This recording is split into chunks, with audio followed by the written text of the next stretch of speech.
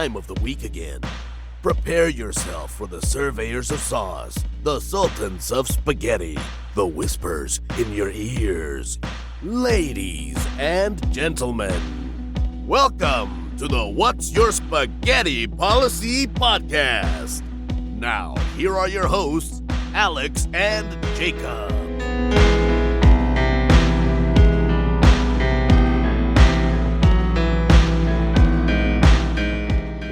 Suit jacket for $12, there's no beating it.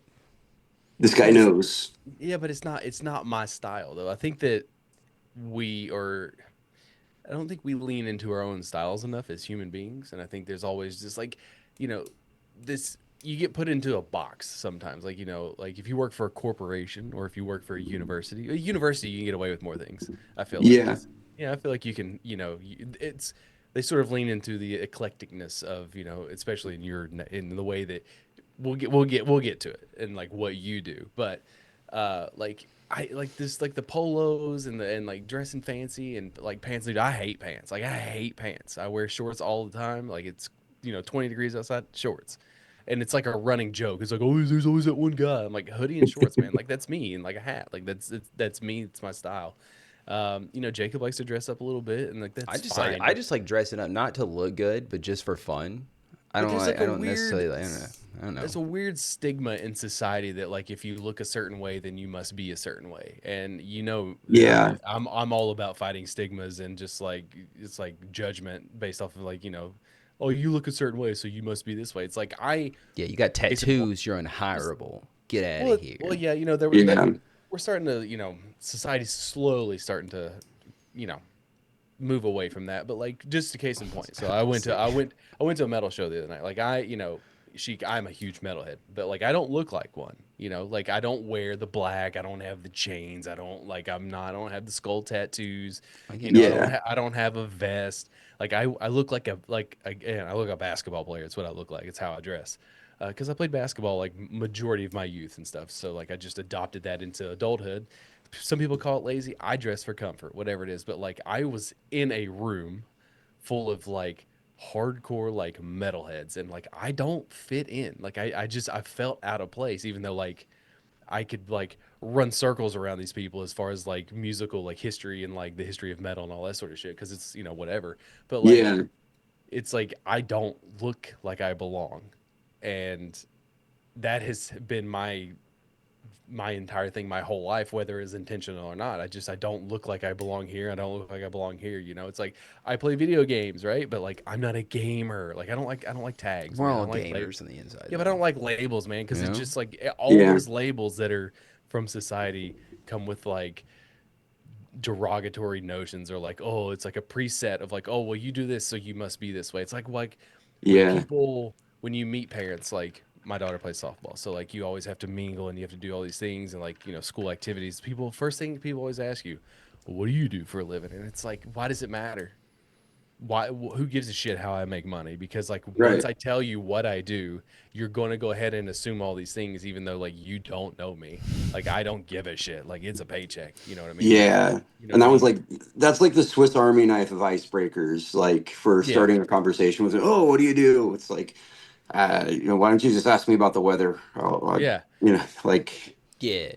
For small talk kind of stuff. I'm the worst at small talk, honestly. I don't know how to do it. And it's not. You've gotten better though, I guess. Via this podcast and the people that we have had on, you have gotten better at conversing. I still get so anxious. Like I remember like just standing in the school line to pick up like my kids or whatever, and I get so anxious whenever I'm about to engage in small talk. Like it's like the biggest mountain to climb, and I clam up. I ask like 2 questions, and I'm like, okay, that's good. That's good for today. We'll come back tomorrow. We'll get them again, champ. Yeah, it's something I do with my students actually every semester, because I got to get to know like 30 people at a go. So I have a couple of built-in icebreakers for it. My favorite one, I have them say their name and their major, so I can have a name to go with the face for my attendance. But then I have them say something that about themselves that sounds like a lie but is actually true. And that gets kind of fun. Some of them get some really, really interesting ones. I had a student with like 3 different passports once, all kinds of crazy stuff. but then it feels a lot more, like it's not just like, oh, I'm here to study veterinary medicine, and this is a prerequisite class for me. That's Yeah. Just hey, that that'd be my boring answer, stuff. honestly. I'd be like, I don't even have anything to give you. It's even worse when you're like you are a new hire at work, or you have to like entertain a new hire in that sense where it's like you're trying to. It's like, bro, I don't give a shit. Like Yeah. I'm gonna tell you about again, some people are very social and built that way, and like I'm just not built that way. But it does help when you're having that occupation conversation if you are an artist, because it like there's like a light bulb that goes off in people's heads when you say, oh yeah, like I'm an artist. Do And art then right like now. Do it. Draw me something. And well just I just okay. Well, it's just Draw a like hand. it just like opens up a lot of like different conversations, and like they go in different valleys, right? Because like you are an artist. I guess we should also introduce you. yeah. Speaking of, I was a great segue. I was going to say, let's go around the room real quick, just introduce ourselves. Everybody knows who we are, so now it's like we get to put you on the spot, being a Yeah, teacher. but she doesn't know who you are. He knows who I am. Got Yeah. you. I'm Jacob. Nice to meet you. Likewise. I've been doing this podcast for like 6 years, and I don't have an interesting Tell him fact. something about yourself that seems like a Sounds like a lie. lie, but Um, Put him on the spot. oh God. Let's come back around. We'll circle back around. Yeah. all right. Is it my turn or is it your turn? You go. You go. Go. Okay. I'm Jay Schiek. Jay's short for Jeremiah. Jay's easy to spell because it's all one letter.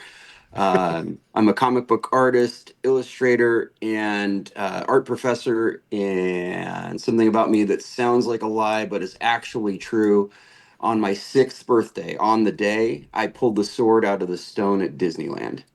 Fuck There yeah, you go. dude. That's Let's metal. go. Like, do you get a prize or anything? You get to keep a sword? Or Actually, yeah. In fact, I've got it right here. no? Oddly enough, That's like no. I That's got okay. this button. Okay, I thought you were gonna hold the actual sword for a second. I was like, damn, they just replaced that. I guess That's what I wanted to do. It only comes out like most of the way. Like it exposes probably like 15 inches of blade, and Yeah. that's as far as it comes out. But yeah, this was back in like 1987, so a good long time ago. But I've held on to Sick. this ever That's since. awesome that you've held on to it though. I guess I'm Alex, and so something that sounds like a lie is I once lit a creek on fire. What? Yeah. Yeah, that is That's a thing we've awesome. talked about It's before. not awesome. It's not like It was it rad could as have hell. changed. It could have changed the trajectory of my life in a devastating way. That's true. I do was- I like was- to I play a was- thought experiment with like where it's like there's a trajectory that you I did go to prison for it or something. the short story is I lived in a trailer park, and there was a creek that went around the trailer park, and so we were playing with gasoline and matches and lighting things on fire. We knocked the gasoline into the water. It stayed on the surface. We didn't know. We threw there, and so it lit it. And then like there was shrubbery and foliage and stuff around the creek over top of it, so it came very close to like actually causing a devastating fire. Oh, geez. Yeah. Luckily, I had another friend of mine who was a little bit older, and he just did like a big splash on top of it and sort of like saved us all. And the other kid took off running, so it's just like. But it could have not saved you guys. It could have honestly just just projectiled the fire Yeah. everywhere else, which would have Yeah. been honestly that just sounds like a cartoon. Don't play with gasoline. Yeah. That's the moral of the story. So first of all, I should tell you. Oh, Jacob, what's your lie? Oh yeah, dude. I was Or thinking not about lie. it just now. When I was 21, I almost lost my leg in a horrific airsoft accident. Yeah. Yeah. Oh, So wow. that was fun. Airsoft. Oh yeah, man. We were way into it when I was that old, and I was stupid. Slid without knee pads, caught a rock or sheet metal, it sliced it open, Oh, got Jesus. infected, and then that's not good, I guess. So Yeah. spent like a week in the hospital. It's fun. It's a good time. Wow. So I'm glad you kept the leg. Me too. So, I don't remember the exact I mean, I know the exact circumstances, but I don't remember how you and I crossed paths. I know that it was. I know that it was for Polar Destroyer 2 because I Yeah. needed a cover in a quick turnaround because I had to basically let somebody go. But and then I was dealing with all the other problems and things that were going Oh on. man, Kickstarter did you dirty on that one. Yes, they That did, was not absolutely. cool. But I don't really recall. Like I think I followed you, or somehow we were already mutuals at that point. I don't know. Yeah, the specific details of it. I know it started on just like general thread stuff. You were talking about Polar Destroyer 1. You were working on issue Yeah, 2. I yeah, don't know if you put out the APB that you were looking for a cover artist on a short turnaround time. Might have been something I responded to there, and then it ended up in DMs and yeah. kind of went from there. I think I was recommended by somebody to be like, hey, you should check him out, and I was like, okay. And then you and I sort of I gave you the quick rundown of like what was going on. And you're like, yeah, I can do this, whatever. I can do this in, I don't know, it was like 3 weeks or something like that. So I Yeah. want to be on record to thank you for your very quick Oh, turnaround on the cover that ended up my being the my primary pleasure. cover.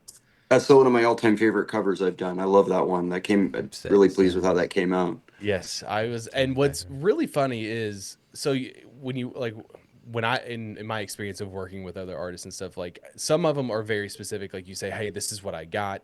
This is the idea that I have. And then they'll be like, okay. And then some other artists are like, well, here's what I'm thinking. And then, there's someone in between. So I sort of gave you like a general outline, but like there were things that you hit on the cover that like I didn't even tell you about, that sort of like the whole thing with Santa's sleigh ended up being part of like the story in issue 2, but like I had never disclosed any of that information to you.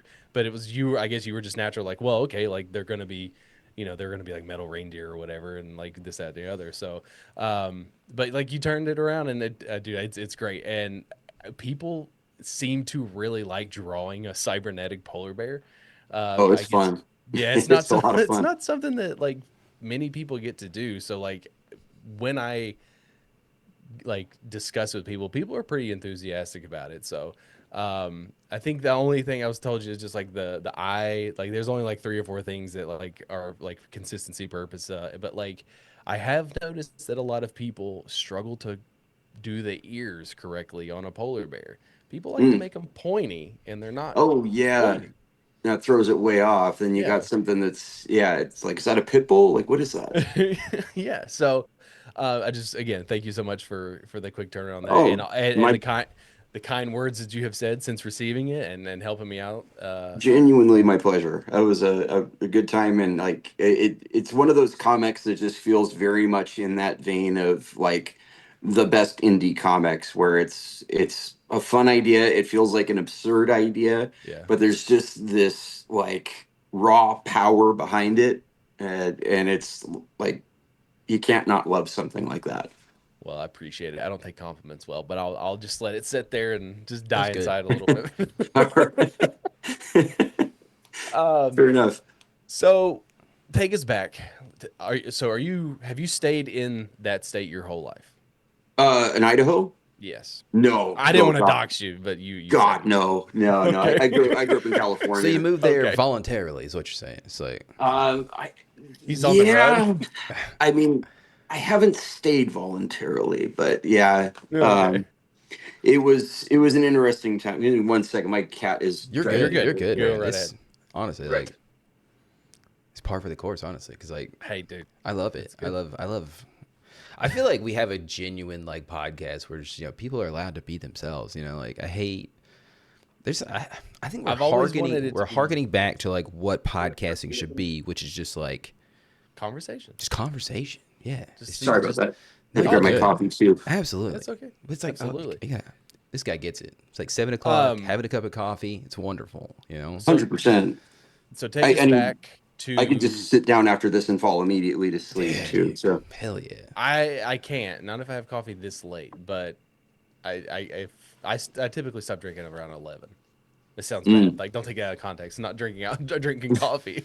Yeah, I stopped drinking around 10 o'clock, but then I think it's 5 o'clock I could somewhere. probably So have like an iced coffee late at night, but like a straight, just like hot cup of coffee, I can't have that. That's not the way I make mine. My dad says that I make truck stop coffee. It'll put hair on your ass. But I oh mean, yeah, that but I try to do the same. If the spoon will stand up in it, then we're good. yeah. hell yeah. But So take us back to the beginning. Take us back to California, where yeah, born and raised in Northern California. okay, If you're familiar with the gold rush yeah, from grade school, I grew up like I would say spitting distance from there. There were really two small towns that kind of built up around that. There's Coloma, where gold was discovered, and then there's this other little adjacent town called Forest Hill, equally kind of a dead end out there in the mountains.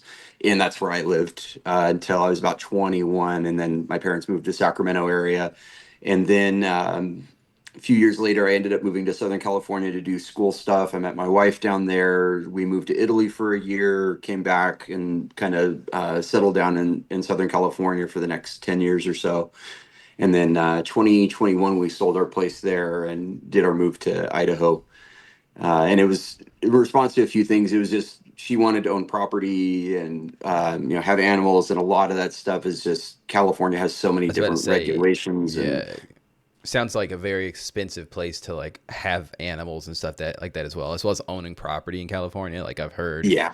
it's not the cheapest, that's for sure. So Yeah, the property taxes alone are crazy, and permits for things too. Like my sister and her husband, they bought a big piece of acreage or went in on it with somebody, and the permit for building their house or setting up what they had was like 16 grand, just the permit to build. It was insane. and who's getting that money at the end of the day? Who's walking home with that cash? You know, Gavin Newsom. God, No, no, I don't know, but he's fine. He's somebody's It's laughing all the way to the interesting bank. because we have a friend. He's also the editor of my book. His name's Ben Robinson. He's also a comic Shouts out, book Ben. You writer look and creator. Shouts out, you look great in that shirt. He lives somewhere in that area, and he has a compound and like thousands. I think of he animals. lives like really North California, right? But Like he's, like, yeah, he's close to but Sacramento. he also like picked a part of the state that like nobody else exists, so it's He's probably like really off the cheap. grid in like in the woods. Yeah, Like, which is like good That for sounds him. like where I guess. grew up. I mean, there are people like that out there. That was when I was in sixth grade. Some friends of mine and we went on an adventure. Somebody had seen it's by this apartment complex out in the woods, A clown, and right? It's like a clown. He's shape shifting and he's like taking over the town and shit. That's what you saw. I you've think. heard this one. I did. Yeah, I actually just watched this documentary on it last night. It was kind of crazy. The kids ended up winning in the end, so I'm glad you guys are still around for it. That's great. Yeah, we were good. It was somebody was growing drugs in a tree. There's no other Hell reason to have a potted plant 40 feet off the ground. And we had one friend among us who was an exceptionally good climber, and he went up and he pulled a leaf off. It definitely wasn't weed. My guess is either cocaine or I don't know. Okay. But Quick. yeah, anyway, we ended up taking what we thought was going to be kind of a shortcut back to town. We found some other guy's compound out there, got chased by a pack of German shepherds, and it was a scary day. Don't But hang out at compounds. I would say, good. like that's. Yeah. I mean, that's okay. I will say I grew up in a small town as well. Like, but it was in the boondocks, right? I didn't have a whole lot of friends either, so I was kind of. and there's some like racist country singer that sings about that. Yeah, he said something about Brent Mullins or something. I don't know what the hell. I don't. Anyways, dipshit McGee, whatever his name is. But no, it's like we didn't have. There were meth labs, but the good thing about like I guess that there is a good thing about like people who make meth is that they're not like specifically like there in the moment. You know what I mean? They don't have like a whole organization of like people like packaging the drugs and shit and like guards and whatnot. Most of the time, it's just like that's right. That's that guy. He exists, I guess. So. But it's normally just like just two people hanging out in a trailer, and most you hear about is like their trailer explodes and like hopefully it doesn't kill anybody in the area. So, hell yeah. Yeah, a lot of stories. Redding is a big spot for Redding, California. At least it used to be a big known for meth explosions out that way. Hell yeah, dude. We have our fair share of we're meth the out here. oxycodone capital of the world, baby. Let's go, dude. Too. I think we're still on top. So hey. Got to be the best at something. Yeah, you gotta. I guess so this is a question more so for Jacob because Jacob is sort of trying to learn how to draw, and there's always the argument of like I think that everybody can draw. I don't think that everybody can draw well. I think that it's sort of like everybody can do everything. It's just a matter of like the mastery of something. I think that a lot of people are inherently born with certain talents that like. The practice helps hone it in. You know what I mean? Like everybody can play basketball, but not everybody can be Michael Jordan. You know what I mean? Like there's people like born with perfect pitch too. So it's like right? Like everybody can draw, but not everybody can be Frank Miller, sort of thing. But you can aspire to be Frank Miller, you know, those sort of things. So it's like, when did you know, I guess, like, that you were going to sort of pursue, because you're in a different position than most artists that we talk to, because like that's their livelihood. Like you do your art, you're very good at it, but it's not necessarily your livelihood at this point in your life, where you know you have another profession that you fall back on. And Yeah, so it's like, certainly part of it, but yeah, yeah. you know what I mean? Like, because some people, like, most of them are like the starving artists, where like that is the end all be all of what they do. Where it's like you seem not necessarily have a safety net, but it's like you just have a different perspective of where you have a civilian job on that helps sort of fluctuate stuff. You know what I mean? But like, when Yeah. did you know? Like, at what age did you know that, like, oh man, like I've got something here? Like, everybody doodles in school, right? But like, when Mhm. did you know that, like, oh man, like I might be kind of good at this? Uh, I can't see any like one particular moment. There was a point. I know, like when we were living in Italy for that year, my wife was there to study art. I figured I was done with school entirely at that point. Had no plans to go back. I mean, if I did, if people asked, I would tell them I might go back for a journalism degree or something. And it was mostly just to make the question go away because I had no idea. And I found myself there with just like, we were newly married. I couldn't get a job anywhere. I tried getting a job at a film school though, because I had had some dabblings in animation, and it was just one of the few jobs that was like had Americans running it, and all the posting was in English, so I didn't have to speak fluent Italian to be able to work this job. And it was a reach. Like there was, I had no kind of film or animation degree at that time, but when I showed them my stuff, they actually interviewed me for it. And while it was ultimately they passed, they were very interested in my animation, which made me more interested in it. So that's what I started doing there. And when we came back to the States, I hit the ground running. I had taken a few art classes in junior college, but I hated them. Like, the beginning drawing was the pits. I'd almost flunked out of a portfolio class. And but coming back to animation, because I had won a couple awards for it when I was in high school for these animations that I did using Hell yeah, old dude. Macromedia Flash. And I just started studying it hardcore on my own while we were in Italy. So then we came back, I poured all of that study into the projects I was making for classes, and it, like, got a lot of really positive feedback from peers and faculty. And I got picked for things like to have animations critiqued at like the DreamWorks studio. I got to Damn, visit the dude. Disney studio a couple of times. And it was like not everybody got to do that, which was not lost on me. And it made it, I guess that would have been it. It was kind of like, okay, I actually have like marketable chops at this point. Not necessarily for comics. That was something I circled back to after I got my animation degree and discovered that, wow, I really hate LA. The Yeah. the the one job I actually interviewed for in the animation industry had nothing to do with animation. It had everything to do with, I was working tech support for Apple, and I interviewed for a tech support job on Family Guy. So I got to go Okay. down to the studio down there. I just remember it was near the Brea Mall, and I got to see the little indoor sound stage where they record all the voice actors, and there's all this Family Guy like maquettes and figurines everywhere. And then they ushered me I was down the about to hallway. say, like, I can't imagine Family Guy having an IT department, but then I realized, like, yeah, I guess they do have to like use programs and shit to put everything together. So like, that makes sense. That checks out. That's Yeah, like, I it's was, it's like you go in and like they lead you through a sort of mini like pre-labyrinth into this like labyrinth of cubicles, and yeah. that's where all the administrative and tech support stuff goes on. And ultimately the commute, they passed on me. I didn't have to turn that one down, and the pay wasn't amazing. It was better than what I was getting at Apple, but for with the commute, it would have been six of one, half dozen of the other. Yeah. So Very But cool. So I guess, when did you take that animation and then decide, well, I'm gonna dabble in comics, or was it sort of just like a natural progression I for feel you? like, I feel like animation is just like, comics are just animation, but like stopped. So I feel like it'd be pretty easy.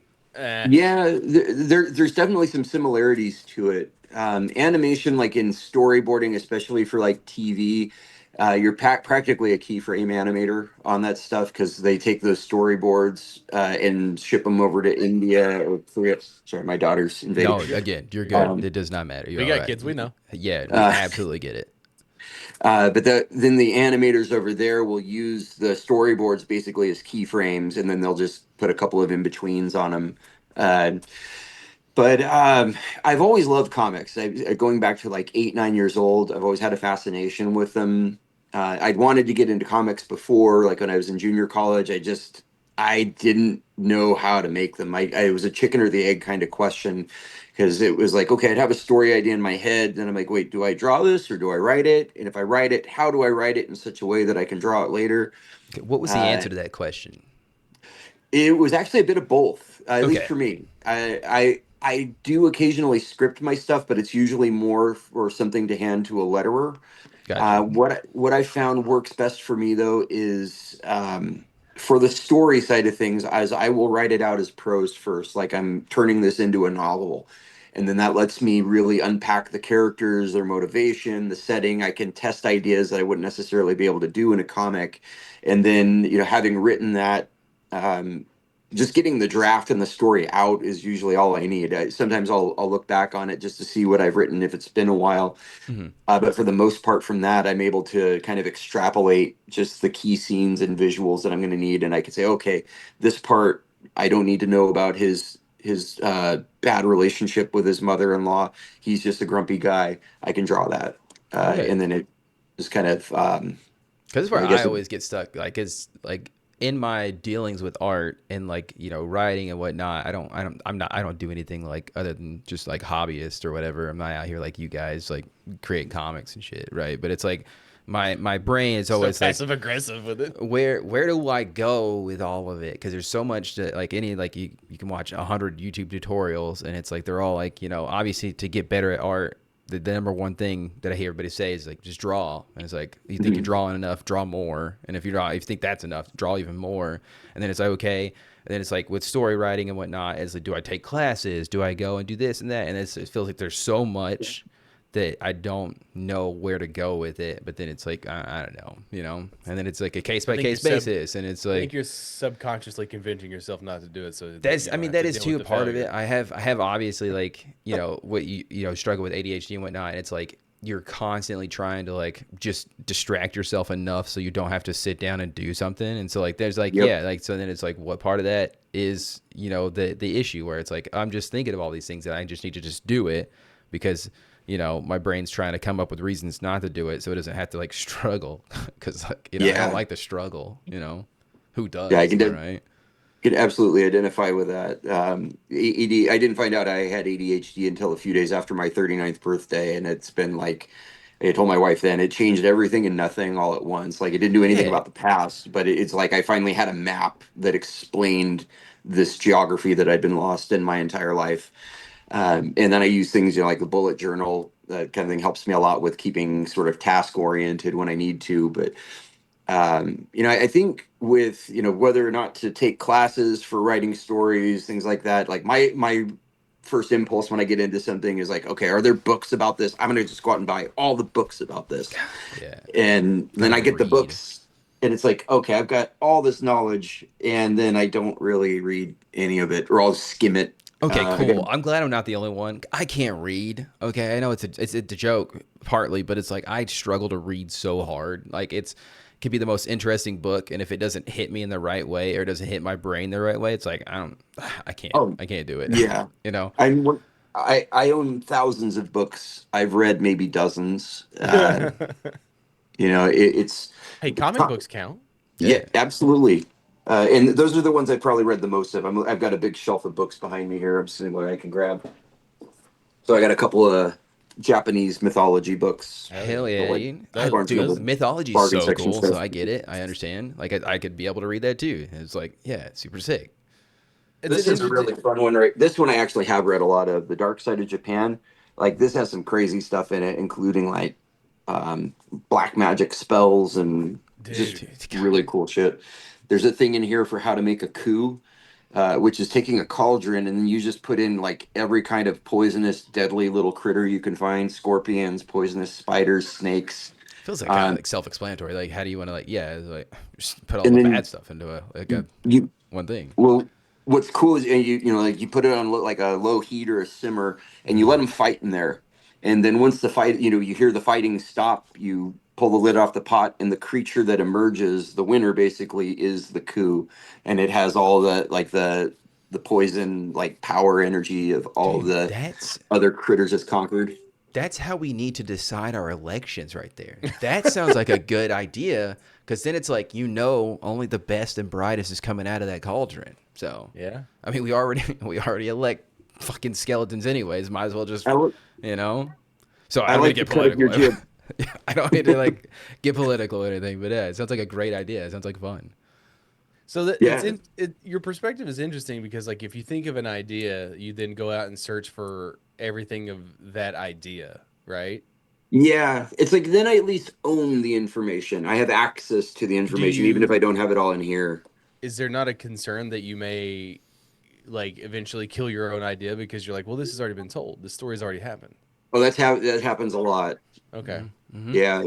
But I was I trying to I tell you guys on that day that I got lost in the woods and he They beat you explained to it. the Yeah, plot he of did. it Like the and ruined documentary. Yeah, my they. friend. Yeah. because like I have several ideas like one that you're aware of and like there's it's like obviously with Polar Destroyer like that was a fairly unique idea like it hadn't been done before so there was nothing to Yeah. pull from but like the way I operate in a different way because like I I don't know how to explain it other than like it sounds sort of like arrogance and it's not that and it's not that I'm like against anyone's like advice but like as far as critiquing it's like you know like I would love to give my copy to like someone like Scott Snyder or Daniel Warren Johnson but it's like Mm. I'm doing that as like more of a like hey as not a peer but like this is I think this is something you would dig like you know whatever but like I it's like I've had people suggest to me, "Oh, you should give this to such and such and see what their take is." And it's like, "Well, I don't want Scott Snyder's take on Polar Destroyer, even though I'm sure it would be great." But like, Yeah.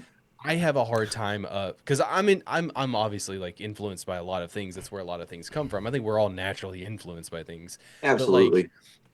I like when I'm writing, like when I wrote like I just finished the script for issue 3, like I sort of like tuned out everything and I didn't consume anything when I was doing it because I wanted it to be as raw and organic as it actually was as opposed to pulling from like oh like this is cool this is cool this is cool and then it becomes an amalgamation of like all these things and sort of loses its Yeah. own unique identity and so like it's not that I'm like against criticisms or like revisions or anything. It's just sort of like Right. I'm just making this You're like trying to make like Alex's comic. You're not trying to make Alex's yes, and comics but with it's like influences or critiques or ideas by Scott like Snyder. Yeah. anything that's direct. Like obviously like Ninja Turtles, Mortal Kombat, like 80s action movies, like all those things are inherently part of the DNA of what I made.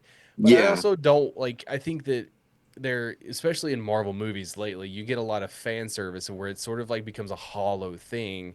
Yeah. And like I don't want my thing to be that like even though there are subtle references and even direct Easter eggs in issue 2 and in issue But 1, I and didn't it, want it to be just like that, just like page for yeah. page, like just like, oh, this is a joke. Like I wanted it to stand on its own to be its own thing.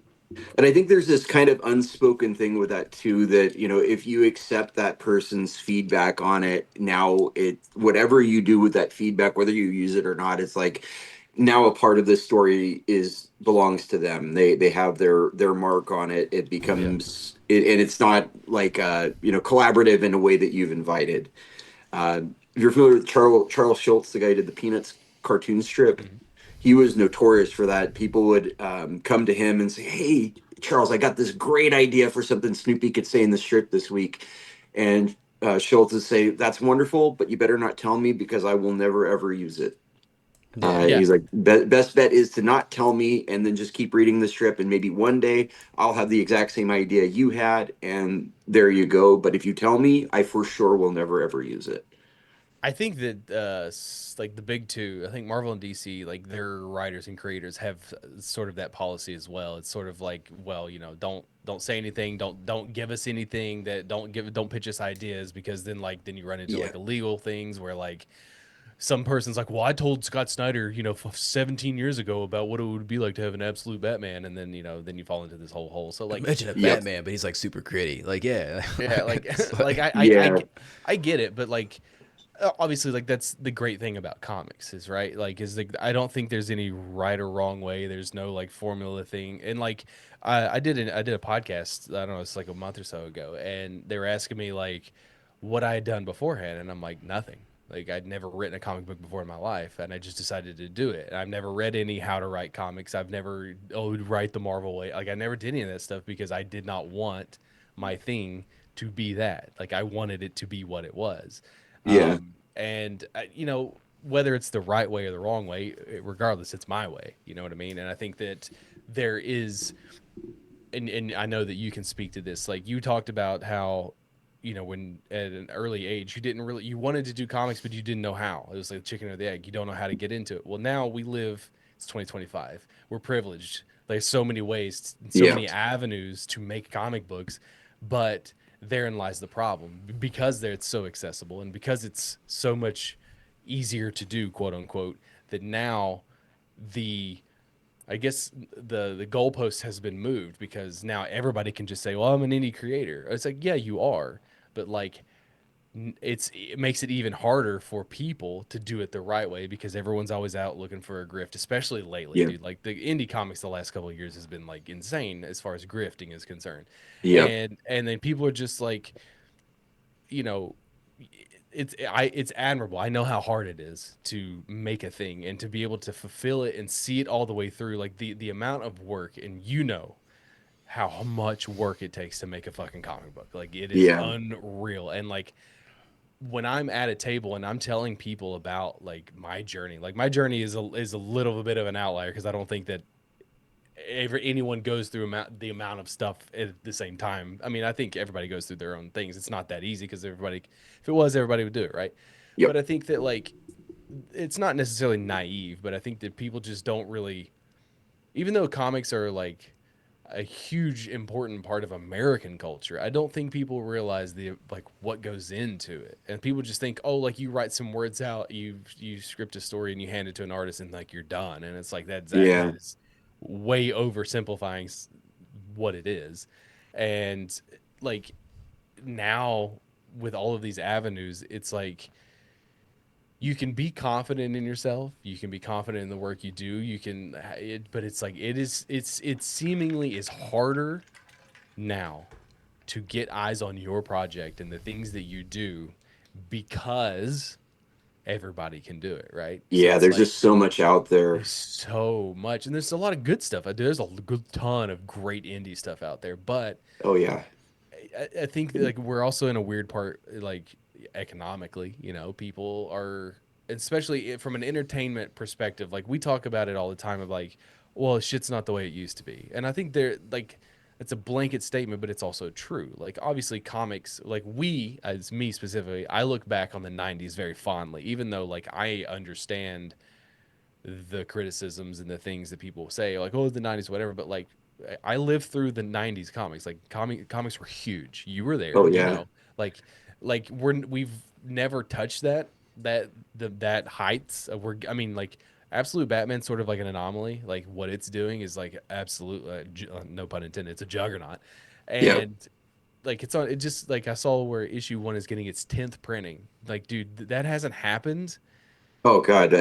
Since when? I'm like Immortal Hulk went to like 4 or 5, I think, something like that. But Yeah, I mean, like we're talking like 10 printings. Like that is insane. And like yeah. it's Plus there's all all the and it's all special editions they did, and yeah, and it's all, and like it was even a free comic book or for Batman Day. I think there was a version of it. And my local store is just constantly ordering trades. Like he has the Absolute Batman and Superman, and like it's just like it's something that we've not experienced, at least like for me. The last time that I was like this excited monthly was like the new 52.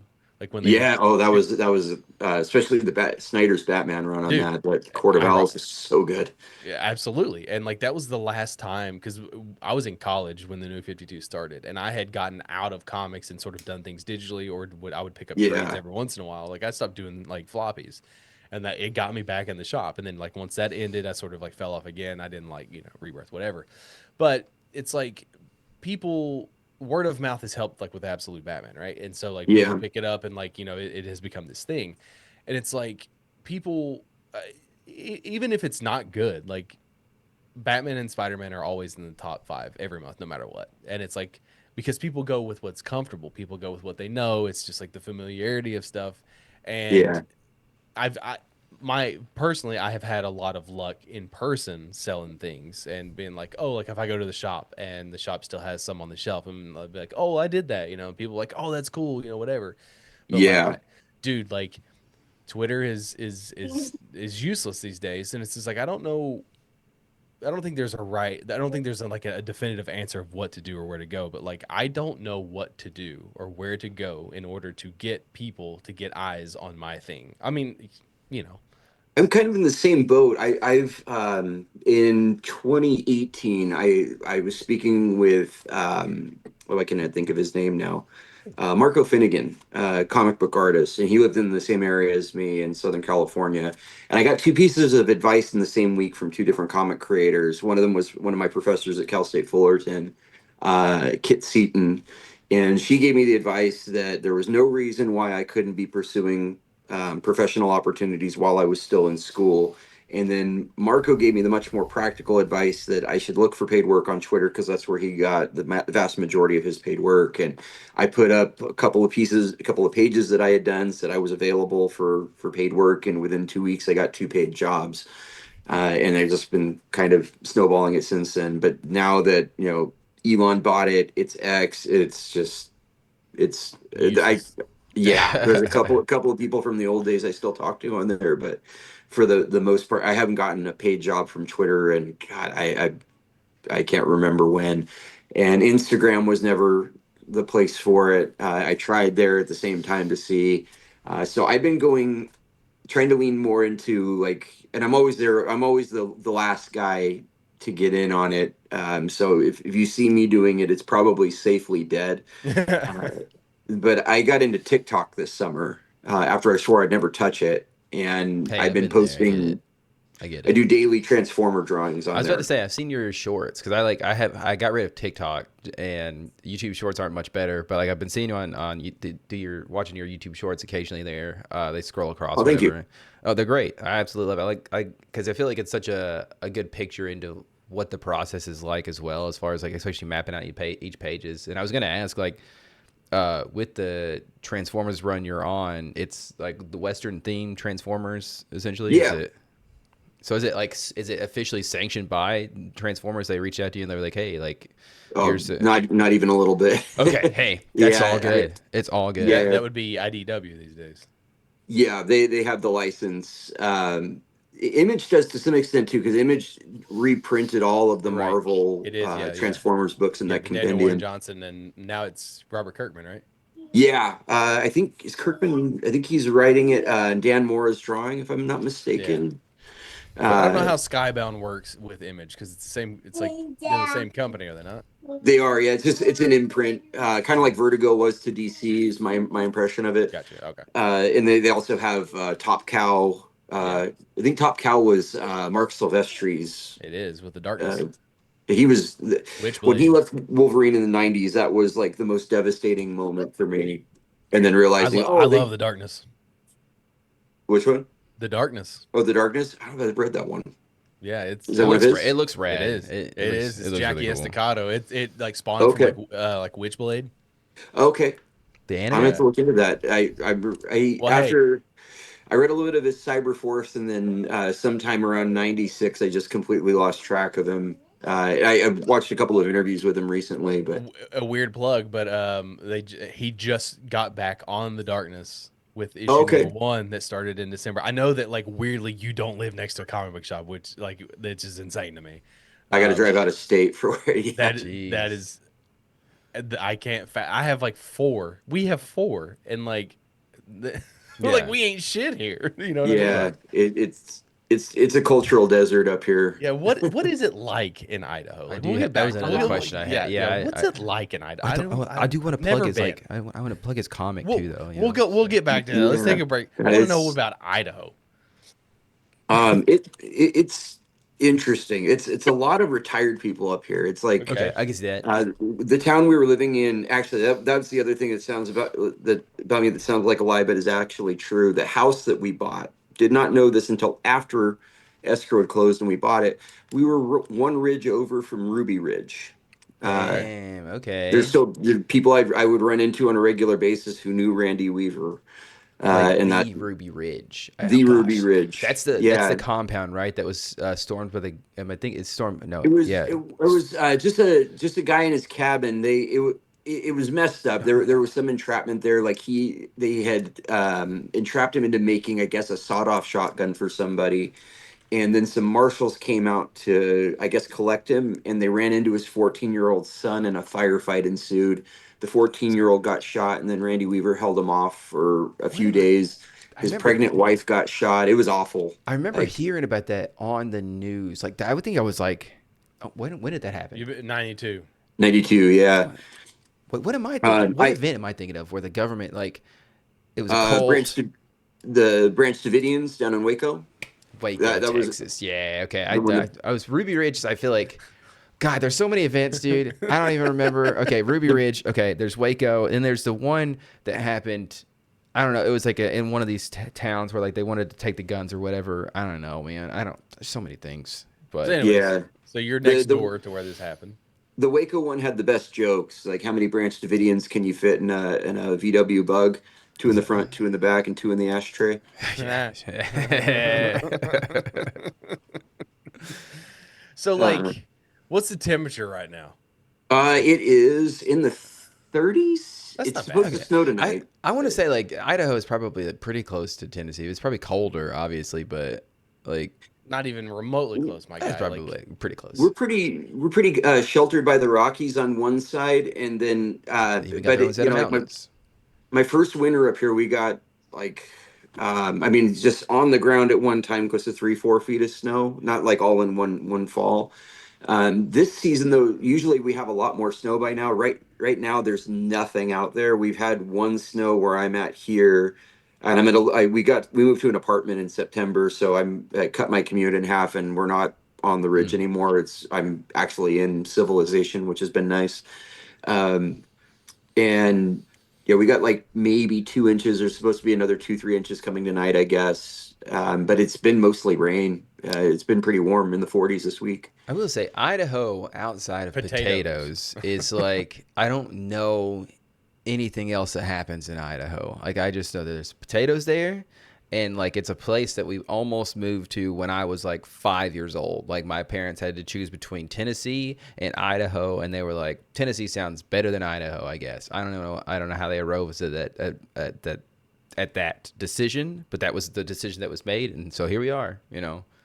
I'd say they made the right choice. The best description of it I've heard was some random person from Spokane saying that it's a beautiful place filled with ugly people. Okay. Yeah.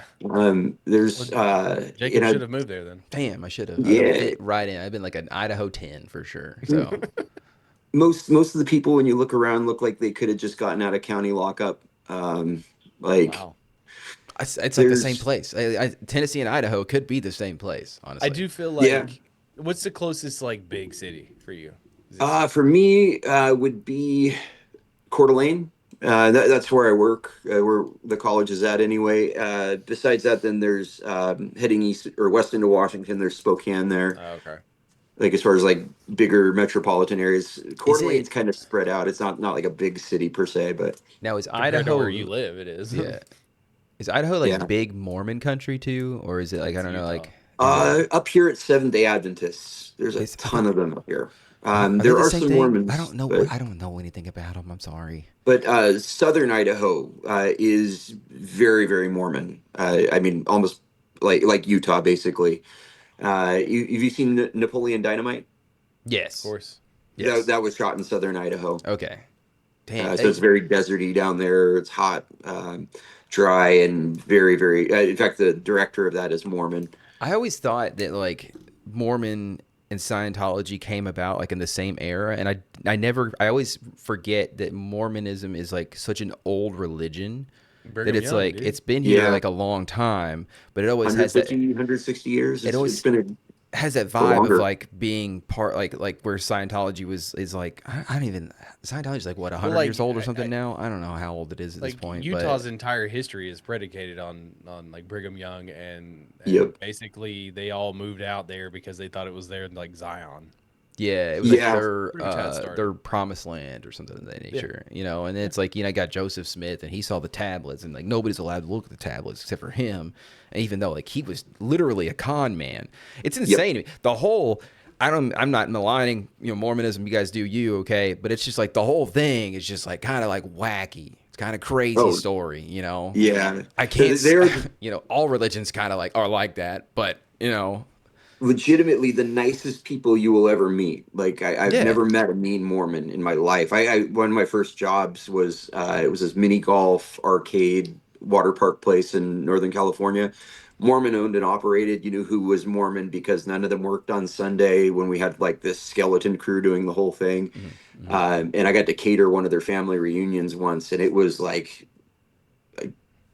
rock concert level Nice. group of people. Like it was so many people there, but all of them just and I guess it's maybe because they don't go to celestial heaven if they're not nice, but they were all exceedingly sweet people. That's the thing too, dude. Is like the whole Christian idea is that like you got to be nice to get into heaven. So it's like, Mhm. but then they aren't the nicest people either. So it's just, I don't know who's doing what anymore nowadays. These kids and their Yeah, wacky religions and whatnot. Like I don't know, dude. I don't have time to keep up with all of it. So some of the worst human behavior I've ever seen has come from self-professing Christians. weird, Mm, dude. It's weird how that happens. I don't weird how know. that works. I don't know. Yeah, You Um, know.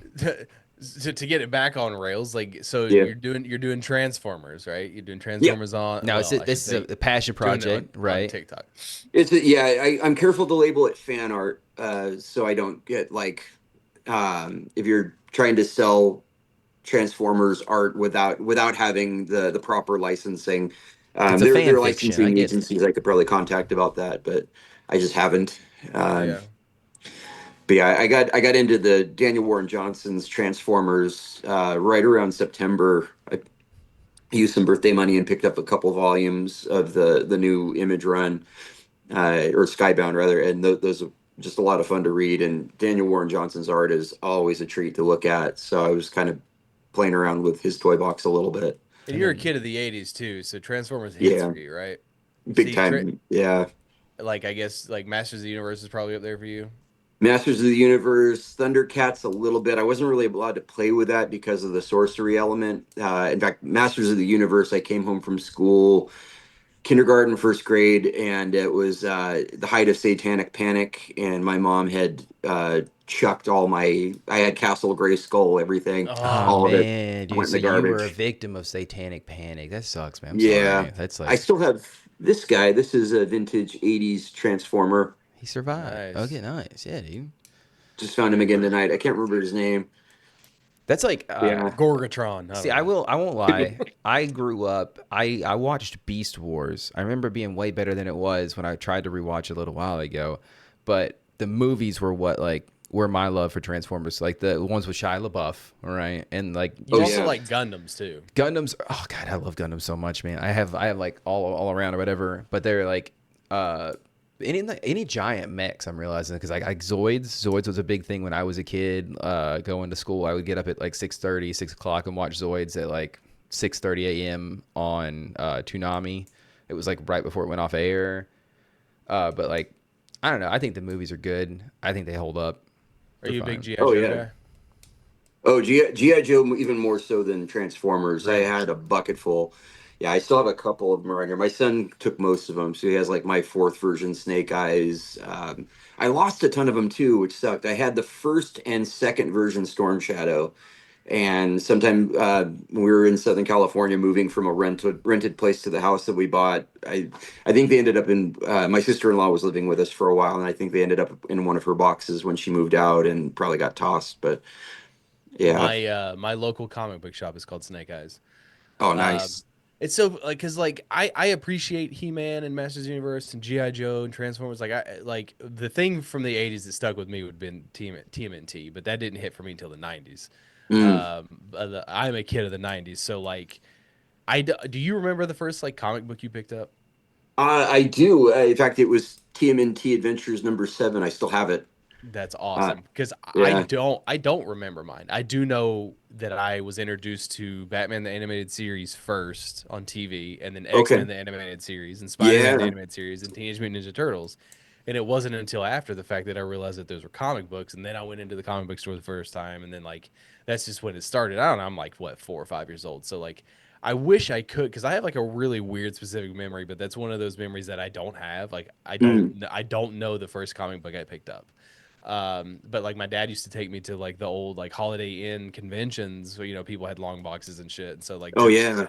yeah, like I used to do all that stuff too. So, but like I'm very, very much a product of the '90s. And so like I know how big like that stuff is right now, but like I'm not into it. And it's not like, I think Transformers are cool, but like, even and I love Daniel Warren Johnson, but like it's the only thing I haven't read just because I'm just like, meh, you know what I mean? I just, That's eh. I was that way with it for a long and to some extent I'd say I kind of still am. Like I get some like true believers that get into my comments on YouTube and are telling me like, why do you keep calling him Laserbeak? That's clearly Buzzsaw from the coloring. I'm like, well, when I looked up reference for Laserbeak, those are the colors he has. Like I'm not trying to base him on any one version of the toy or the Yeah. comics or oh, hold on, baby, I can't right now. I gotta see here. Give me just a minute. No, she's insistent. Hey, Second here. it's all Be good. right It's back. all good. It's all Be right good. If back. you, You're yeah, you're good. good, dude. But yeah, I mean, I don't know, man. I think that the movies get a bad rap. The Transformers movies, the ones with Shia LaBeouf, I think he did a great job. I Hey, even think the one with Mark Wahlberg is good. It's fine. there was a couple of weeks ago you talked about the Merriam Yeah, word the of word the of the year. year. Yeah, yeah, yeah. It What was would you say it was? 6-7. It's what they, or it was like, it was. I don't know if it was a word of the year. But I think it was a word of the year. Yeah, I think that's what No, it's. it wasn't because it's the actual official word of the year came out this week. What was it? Slop. What? Slop. Buddy, come here. Like SLOP? Yeah, like AI slop. Ah, My okay, that dog. makes sense. Yeah, She's we very probably. much together forever, together forever, together for always kind of thing. If she doesn't have all the family where she can see them, Hey, I get it. she's My You my know. daughter was collectors. like that for a long time, and then she became an 8-year-old and didn't Hey, want to hang out with us anymore. my I got one of youngest those is too. like is defiant like defiant as a child can be. So it's like yeah, it's Wonder where he gets if it from. I don't know, man. I'm not defiant at all, dude. I'll heal anything. Dude. Just tell me what to do, you know. But So when did you decide that you were going to, I guess, sort of not necessarily pursue it, but like if you go to your website, there are a lot of things that you have done recently, and I mean I can name some of them, but most like okay, we've got Old Devils and let's I see just one added that last night actually. One True Love, Meatwater, Hush Ronin, which is what I want to talk about, Hallowed North, and so forth and so on. So Yeah, I guess Hush Ronin was the first is that thing that your I original? was. Yeah, so I had heard like you had sent me issues 1 and 2, mm, after the fact, but I was aware of it prior. I don't know where it was. Again, it's probably one of those indie circle things. So like when did that come about and like how did all of that happen? that one was pretty random actually. It started with an idea for like a folk tale where I was gonna have this. He was a little bit like Deadpool. There's just a samurai with a big mouth who would go around bragging about like duels he had won, things he had done, and just a complete asshole. And then he, his antics anger the gods, and to get back at him, they take away what I deem to be his most powerful weapon, which was his mouth. So I had drawn this little like chibi samurai character, look like a chess piece, basically. And the whole thing came about because I couldn't decide what the mouth shape should look like. All these mouths I was trying to draw on there, none of them really like meshed with what I had done. And so I left the mouth off intentionally. And then like, well, what if that's part of the story? And so I kind of developed it that way. And then one semester, and I'm in grad school, I needed a project for a portfolio for that semester. It was a class I had to take 8 times, and each semester had to be a different comic kind of thing that I was doing. So like, well, let's just throw this one at everybody. I showed them the chibi designs, and everybody liked the story idea, but they felt like the art was a tonal mismatch with it. So I started trying some different things. I was reading a lot of Usagi Yojimbo, so it was very cartoony to begin with. And then right around May 2018, I was tired of drawing cartoons. The pages were taking forever to get anywhere with.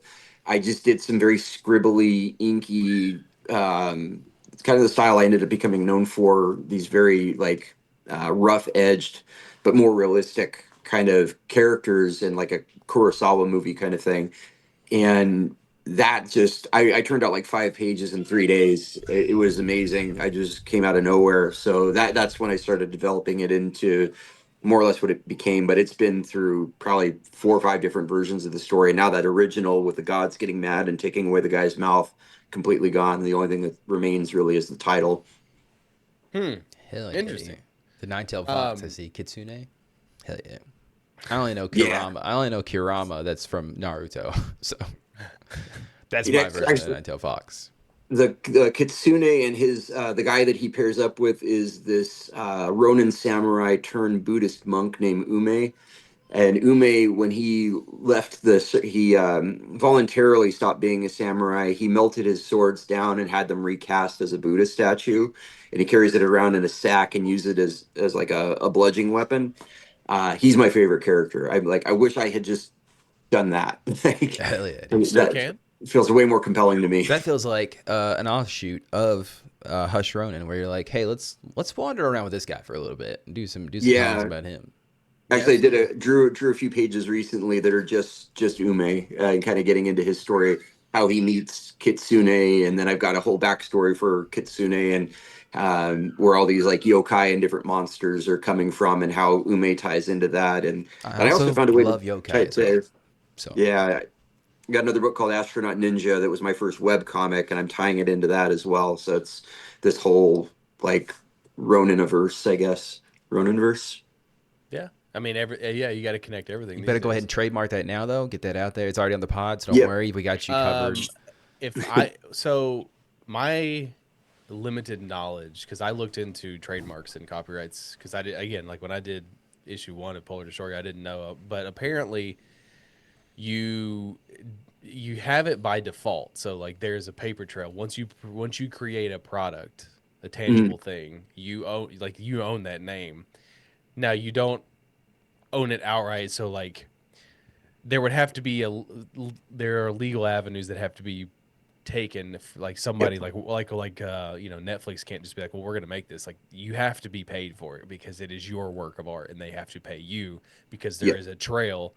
But like I still kind of want to like go to the trademark office and submit a paper or a patent or whatever it is because It it's would like, be worth your while to do. It's not yeah, super expensive to do, and because that what they call like a poor man's copyright. yeah, You're absolutely right about that. By virtue of having created it, if you can show that you created it, it's your idea, then boom, then you have that yeah, default copyright in there. But actually, my wife did that when she wrote her novel. She got the Library of Congress copyright on it. So yeah, if it does enter a legal battle, like Netflix or Lifetime or somebody develops a movie that is remarkably similar, she's got that filed, And and it she's in comes the with a Library of well, Congress, I which is think like, yeah. the easiest way it was broken down to me is like upon creation you have the copyright but you want to pay for a trademark basically. Yeah.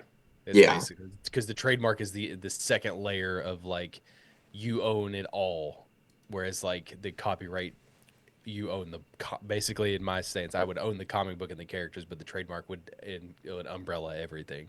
Yeah. So yeah, I even like spoke to a lawyer about it, and like I was like, well, that was a lot of money for an hour to not really tell me anything I couldn't find through Google. So, um, Yeah. ooh, uh, how much time do you have, by the way? I don't want to keep you for too long. If you got like a Oh, bedtime routine, it's okay. we're good. Yeah. No, no worries. Okay, I was gonna Yeah. I ask don't want to you. keep you guys up too late either. So Oh, yeah, it's fine. whenever you got to roll, yeah, don't worry about my I didn't end. even sleep last night. Don't worry about it. he was too nervous about today. I guess I don't know what. I don't know why. I just random day I couldn't sleep. That's cool. I didn't want to forget about today. That's my big failing. I even wrote it down in my bullet journal, so it stuck. I actually remember it I as a got your phone stuff. number. That's why I texted you. Hell Yeah, yeah. the time zone was the only hiccup. But that was my fault. Sorry. And no again, worries. I I want to should have double say checked. I didn't start recording until later, but I still blame the United States for that because Because you're what's to going be on with the Yeah. fair, time zones? we were both right and wrong because you assumed I was in Central Time, but there is Central Time in our state. We are just on the eastern part of it. And We were we're right. close. We're close to We're it. like Yeah. 20 minutes from the Central Time zone, whereas like you are I've you're got close. actually I've got quite a few friends in Tennessee now too. People I knew in California who have moved there, and Yeah, they're all out here. You can take them it, back, please. oh I'm yeah, fine no, with it. that's Hey, what they say about us in Idaho more too. money in the There's state means more better roads for us, is what I No, it say. You know, doesn't. it does. We don't see any of the money. I was Oh, gonna it's ask, awful. what is teaching like, right? So like obviously, it's you're a college professor. Do you yeah. prefer? Would you say if you're going to be a teacher, be a college professor versus like a teacher in like a high school or?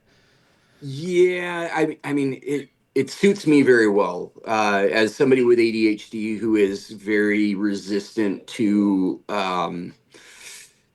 I don't like a lot of I don't like red tape. I don't like Structure, paperwork. yeah. Yeah, I get it. it's very very easy going. I don't have to get there's no credential that I had to get. Just having my degree was all I needed, which is odd to me that that you need these extra certifications to teach the lower grades. But once you get into college, for Well, whatever just reason, it's a yeah, lot because easier. like because college is like where you go to get the jobs that we've all been training our entire lives for, Allegedly. right? Allegedly, Yeah, and it's like so yeah, it feels kind of weird that, and it's even like a higher degree of knowledge, allegedly. Again, like it's like you're supposed to go to college to get even smarter, so it does feel weird that they're just like just have a diploma or degree or something like that. You know what I mean? Like, it'd be fine.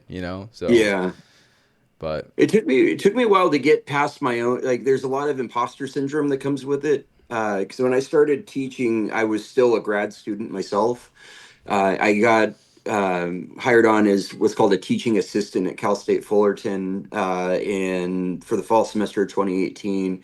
And I only had one class. I was just teaching figure drawing for animation, which is fun. I mean, also kind of weird. You have this person come into the room specifically to take off all of their clothes and have a bunch of teenagers draw them for 3 hours. yeah, Uh, but yeah, I mean, it's somebody's completely living the dream, that's for sure. So right. uh, that was one of my favorite classes though as a student, just because I got so much from it, and I still recommend it to people, even though I don't really teach figure drawing, at least not directly any longer. Um, but now that I've that was the state college experience, and what I realized now, like all those students that I had, it was kind of an upper level figure drawing class, and all of those students were either in or bound for the animation illustration major. They were all very driven, very very progress focused. mhm. And now that I've kind of expanded beyond that, I taught for a quarter at Spokane Falls Community College, where I did an advanced graphic design class and motion graphics. It was completely outside of my wheelhouse, and I got hired without an interview on that one. I think they were just desperate to fill the role at the Hell time. yeah, dude. But now I teach two beginning drawing classes, and then I have this academic art survey course, which has just a melting pot of all different majors in it because it's more of an academic course. Mhm. And it's at that junior college level. I was used to seeing students who are a lot more motivated, and seeing them here, it's like I have students who will just stop showing up after midterm. They don't drop the class. So when find like this week rolled around, I had two people, no more than that, like four people I had to give Fs to. And prior to working here, I prided myself that I'd never given a student an F in my career. I hate doing it. I don't want to give Yeah. anybody an F, but like, and that's what I told them on day one. I'm like, if you want, like, it's harder to fail my class than it is to pass it. You really Damn, you gotta you gotta try work hard. at it to Yeah. fail. But somebody does it every semester. And, now that I've been doing it for a while, I've got that, um, I don't know, I guess confidence born of repetition. Some of it's kind of on autopilot just because I talk about the same stuff every semester now. Mhm. But yeah, initially it was tough because it's something that like withdrawing, it's something, yeah, I know how to do it when I sit down to my tablet or a piece of paper, I can draw something, but trying to explain it in a way that's digestible to somebody who is, however many steps back in their own drawing journey, Mhm. it's that's been tricky. It still is at times. Like just trying to, so I throw a lot of different methods out there, and it's like whatever sticks, hold on to it. If it doesn't work for you, get rid of it. And Gotcha. yeah, But okay, so Um, you go ahead. Go ahead. no, go ahead. Okay, I there. was gonna say, okay, what's your preferred method for drawing heads? I only know, to be fair, I only know the Loomis method. It's the only one I've looked up, and I don't know anymore. So, what is your preferred method? Actually, I have I've adapted my own. I call it the modified Loomis, Okay, because I start much the same way, with a circle, and I use some of the same kind of contact points, like putting a jawline on it. I don't go as in depth as the actual Loomis method prescribes, with like putting the. I've seen it described as like a nail or a pin through a golf ball, mm-hmm. where you're determining the sight line for the head. I try to cut out extra steps. I don't know that mine is necessarily as versatile though. It's still very much like steeped in the Loomis method though. If Gotcha. you see me do it, you would say, There's "Oh, some that that's like a have to Loomis like head." break out a ruler and have to do some like complicated like calculus calculations to get Oh like the God, no, measurement of the face and like the facial structure, no. and it's like, yeah, No, I use the bottom of the circle to, if I drew a circle and then I have the jawline on it, the bottom edge of the circle marks the underside of the nose, where the jawline meets the sides of the circle marks the placement for the ears, and then I use that to create a cross line for, the brow ridge and the eyes and so on. And got you. So, like, COVID was like a weird time for all of us, but I'm yeah. curious as to how the New York Times piece came about for you. Was it New York Times? Yeah, it was New York Times, right? Oh, The yeah, Boston the Tea piece Party. of the one, yeah. It was in. I just found out too. It was in the Boston Globe. I didn't realize until recently. Uh, yeah, actually, that was Matthew Wilding, the guy who wrote Old Devils. Okay. He was director, or I guess is, I forget his job title now because he got a promotion. But he, at the time, he was director of education at Revolutionary Spaces, which is this. I didn't say like the preeminent museum in Boston. It's one museum structure in multiple buildings. So they're in the old State House, most of the old, like colonial structures that have It's been kind of turned like the into. Smithsonian, right? Yeah, very. I'd say similar, but kind of limited to the like Boston. He hit me up in, oh gosh, was that, I guess, late 2022, because I think I finished it in 2023. Um, anyway, he asked me, would you be interested in doing some mural pieces for a museum? He's like, and they'll pay like top dollar for this stuff. I'm like, absolutely. Like, sign me up. And then I didn't hear about it again for several months. And then beginning of 2023, that came back on my radar. And around March, April, that's when I met with the design team on that one. They had, her name was Helen Regal, and she has done exhibit work for the Smithsonian. She was kind of designing the overall exhibit, and then I was providing these 15 mural images that she was going to incorporate into all these other bits. Sorry, she's back. Uh, It's good. and yeah, they wanted it kind of done in that comic book style. Yeah. And They're so very they good. just, oh, thank you. Yeah, I'm very, very proud of those still. Those came out. It was one of those jobs where I always have like a degree of self-doubt in almost everything. And that was one where I'm like, you know what? Nope. I did absolute best I could here, and I feel like I knocked it out of the park. Like when It's we'd really have good. design meetings, they would be, they'd hit these visual stumps and what they wanted to do, and then I'd suggest things. Like there's the one image in there that doesn't fit with the rest. It's really random. It's this Boston guy sitting in a subway car, like ensconced in baseballs and reading a newspaper, and there it was to go with, it was like a comparative metric. They were saying like the amount of tea that was dumped into Boston Harbor in the Boston Tea Party, if converted to baseballs, would fill an entire subway car. I'm like, that doesn't make any goddamn sense. And they just wanted like an X-ray view of a subway car with different sized baseballs over it. I'm like, Okay. that makes even less sense. Hey, So I had it's this. I'm just gonna draw a subway car. There will be a guy in it looking grumpy and very, like Boston, and I'm why the just gonna hell are fill it all with these baseballs. baseballs in here? Yeah, he's just like, I get it, you Yeah. know. So it So became more like a political cartoon or like an editorial kind of illustration. But that was one where I'm like, yeah, you guys don't do that. Don't make me do that. It's not going to look good. I think it turns out So great. so these were all physical pieces, like They on were in the display. end. I did all of them on my iPad in Procreate. Okay. But yeah, and it's still on display there as far as I know. Some of them were printed. The Boston Tea Party one was probably the biggest. I think it's about 4 feet tall, but I think 12 feet long. That's awesome. Most of the rest were 4 foot by 4 foot. Nice. Would you say, like, of all the things that you've done thus far, do you think that that is the most proud of your work that you are? It's definitely up there. It's kind of a weird one because it's not comics, but it's also kind of comic book art. It Yeah. stirred some controversy too. They wanted other instances of property damage, not just from like colonial era. And one of the ones that they picked was January 6th. And I didn't see any of it personally, but I got warned from the museum that the image had leaked, and some people were very, very upset, and that if I got contacted or threatened in any way, to let them know. Oh, I like try you not to. included property damage from January 6th or whatever. Yeah, I mean, Okay. I thought I they were think like giving you like, hey, why don't you draw this one? And it's like it's just it's a bunch of guys like in street clothes facing off against a riot cop, with a bulletproof vest and says police on his back. The only part where it got even remotely political, there's one guy in there MAGA wearing a hat. MAGA hat and pointing at it like this. Yeah. which But I is didn't. like that's what they were doing. Why are you upset about this? Like I don't understand. Like it's just Yeah, that's at least own I- it, guys. Come on, you got to be that way. Like come on, what are and you upset about? I made it it was an amalgam of actual photographs from that day.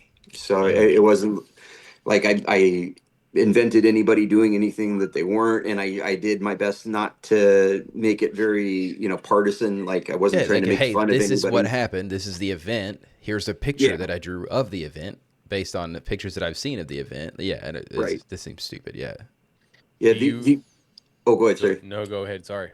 I would say the only part where it was like we went against actual historical fact was the Boston Tea Party itself.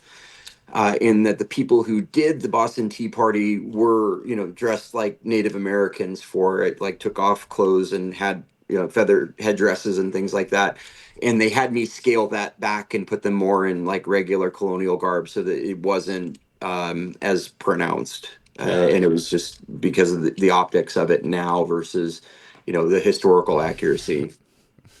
Do you have any aspirations to do like an actual non-indie book, like maybe an established IP, or like is that a goal for you to be like, oh, like I did 5 issues on Oh, Taskmaster or something like that?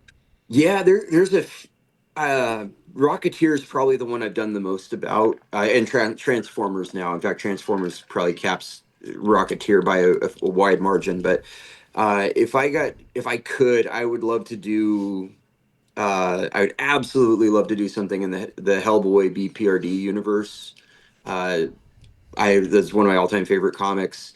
Yeah. Um, as far as like big two stuff, I could see myself maybe doing a Batman comic at some point. I have a Spider-Man story in my head for something I've kind of written, but I'm not as good at drawing Spider-Man as I once thought I was. And um, Have you ever drawn the Predator? not as such. No, I've drawn things that look a little bit like him, but Spider-Man no. X Predator. That's what it should Well, be. That'd be that's dope. already that's a Oh, book is it already a already. thing? Damn it. That's my Yeah, problem. Predator's fought almost everybody. There's Predator and Captain. No, it's aliens and Captain America now Yeah, with the they xenomorphs. did Predator. Right now, it's Predator kills the Marvel universe, but he did Spider-Man, Wolverine, Black Deadpool already Panther. did that. What are they having Predator do it? Yeah, but Deadpool's lame. So Then was it Deadpool did it? Who else has done it? I think Deadpool's the only one I I can mean, think multiple of. people have done it, but I think you could do. I think you could do like a see the Predator. I feel like there's just so many untapped scenarios with the Predator, and the Killer of Killers Yeah, was like I loved it. I loved it, like a different Predator in each like era of like Earth. Dude, it's my favorite Predator, I think, like of all time. Like movie. I mean, it's technically a movie, right? It's an Yeah. anthology. Yeah, Yeah. yeah. yeah. I've only seen, I'm gonna out myself here. I think I've only ever seen the first one. First one's great. Yeah, no, I a will say if you're fantastic looking to movie. jump into Predator, like these last three like iterations of it, like Killer Killers, Badlands even, and Prey. Prey, they're all I don't feel like Predator's obviously like one of those series where you don't really have to know the prequels and everything like that, like all the movies that came before. Like these last three have just been phenomenal. Like they've been really I good. Mhm. think as a fan of animation and like really cool shit, I think Sick, yeah. the Killer killer of Killers, yeah. killers is right up your alley to watch sometime. Like Okay. it is Rivals cool as shit. Arcane. I don't know if you saw Arcane, Yeah, League of it's Legends spin it's off on. Hulu. Is it? Yeah, Well, Arcane is like yeah. on Netflix, but it's like it's an animated spin off of like League of Legends characters and whatnot. Yeah. It's really good too, but not to plug other people's Um work. Okay. Sorry, like these yeah, corporations don't need me. as we wrap it up, is there anything that you are currently working on that you are allowed to disclose? Pretty much all of it, honestly. I'm working on Old Devils 2. I just finished page 18 today. I'm on page 19. Um, I just finished the last page of Thistle number 2, which is kind of the sword and sorcery fantasy story I was working on with a writer up in Canada, Jason or J.L. Collins. What else am I doing? Um, got a pitch that I'm working on with a guy who's kind of new to comics, sort of a call it like a deconstructionist superhero book. I'm doing a little bit at a time. We put together a pitch package for it, and he's kind of paying me to do the pages a few at a time until we get the first book done. And then, yeah. Oh, and this one, I was on Blake's Buzz about this one last week, but J. Michael Donahue and I are doing a 16-page story for his Morsels line called Tag Along, and it's a longer expansion of a 3-page horror story we did about a kid trapped in a grocery store during the zombie apocalypse, being chased by zombie Girl Scouts specifically. Hell So it's a yeah. take on Okay, the Tag Along Girl Scout cookie. gotcha. I get it. So I'm starting that when I get the cover's done. I just saw it with trade dress today. It looks really good. God, that'd be so scary. Like Girl Scouts as zombies, they're so fast. You know, they're little And girls. Little loud girls are fast, very and loud. Yeah. loud. There's a lot of them. It's I You mean, thought they were it's high pressure when they were alive, man. It's and when they're they're the ones that sell the cookies. They're not afraid to like chase after people. Yeah, that's a bad combination right there. That's scary. I'm scared. the original. If you go to hyperepics.com, it's still available to read there. Just a little 3-pager. Joe and I did a bunch of them back in the day, 2018, 2019.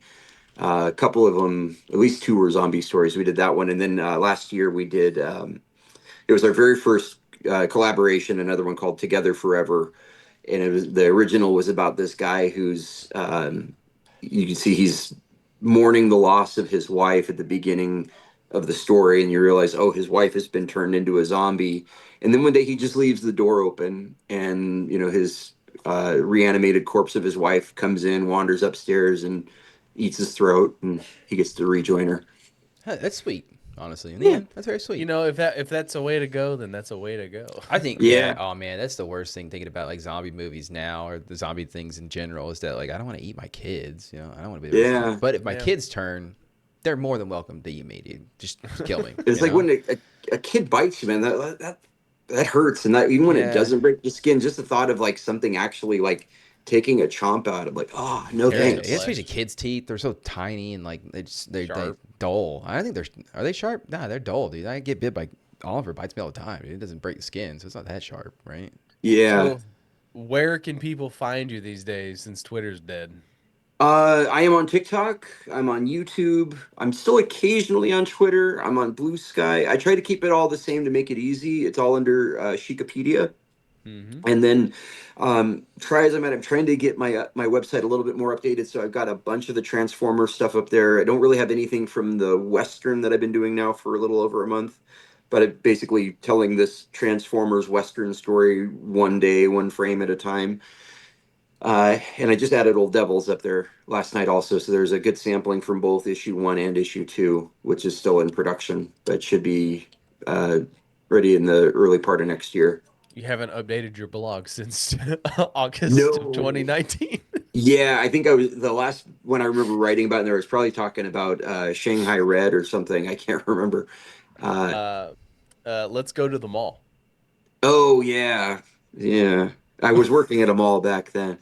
Um, It's all yeah, right. That was 6 years ago. Don't even worry about it, That's dude. It's all yeah, right. it's It's it's okay. post COVID now, dude. I've got probably like 30, 40 drafts started on Substack of Mhm. all these like things I wanted to release. And I had this blog plan called Saga of the Swamped thing, because I was just torn between being a grad student, working full time at Apple, and then also trying to be a Me freelance comic book and artist a at the same parent time. and a And, husband. I can and imagine. Oh man, imagine like a swamp thing, but like he has like a 9 to 5 job, and he's got like the kids' PTO meeting later this week, and then he's got like his wife's nagging to get out there and mow the lawn, and he's just swamped. That's great. I yeah, like it. actually, I want to leave the state on vacation this year, and Yeah. yeah, Yeah, he's tired of the lagoon. All right, that's Creature of the Black yeah, Lagoon. That's his best friend. Swamp Thing's completely different, right? I assume. Well, So Swamp Thing is a DC character. okay, yeah. Creature of the Black I mean, Lagoon, not a definitely DC some character. similarities in terms of appearance, though. Right. They're probably like best friends. So Yeah, maybe. Well, thanks for joining us for a little bit, dude. Sorry about the Hey, time thing. no worries. Thank you for having me. This oh has my been a gosh, blast. it's been a ton of This will fun. go up on Friday. Still got a Okay. ton of questions to ask. So you got to come back. All right, I get Hush Ronin now. I get issue is it like do you have issue 2 or 3 or 1 I or am in the midst of issue 3. okay? The Band of Bards. I'm not sure what's going on with them, but I got an email from them a month or two ago, and they were offering to return publication rights to everybody in their stable. So I told them I was interested in that. I haven't gotten anything to sign on that yet, but Okay.